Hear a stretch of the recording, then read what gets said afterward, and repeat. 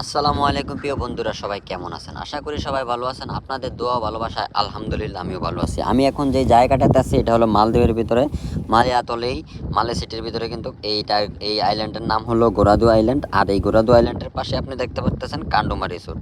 আর এই কান্ডুমা রিসোর্ট কিন্তু অনেক একটা পুরাতন রিসোর্ট। আপনি যদি আমি দেখাই তাহলেই বুঝতে পারবেন, কেননা এই যে এটার যেই ওয়াটার বাংলোগুলোর ডিজাইনগুলো আর এটার যে রিসোর্টের ডিজাইনটা অনেক পুরাতন একটা রিসোর্টের ডিজাইন।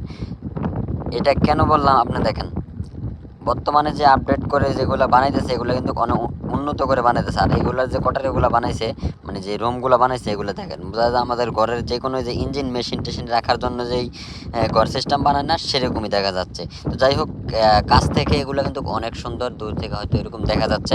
আর এগুলোর থেকে, এগুলোর ভিতরে কিন্তু এত হাজার হাজার ডলার খরচ করে ইউরোপের থেকে, বিভিন্ন প্রান্তের থেকে কিন্তু মানুষ আসে ঘোরাঘুরি করার জন্য। আর হ্যাঁ, একটা রিসোর্টে আসতে হলে আপনাকে এক সপ্তাহের জন্য যদি আপনি ঘোরাঘুরি করতে আসেন তাহলে 3 থেকে 4 লাখ টাকা পর্যন্ত খরচ হইতে পারে। তার থেকে ভালো ভালো রিসোর্ট আছে যেগুলোতে মনে করেন 4-5 লাখ টাকা পর্যন্ত খরচ হয়। তো আমার ভিডিওটা কেমন লাগছে অবশ্যই কমেন্ট করবেন, কমেন্ট করতে বলবেন না। যদি ভিডিও ভালো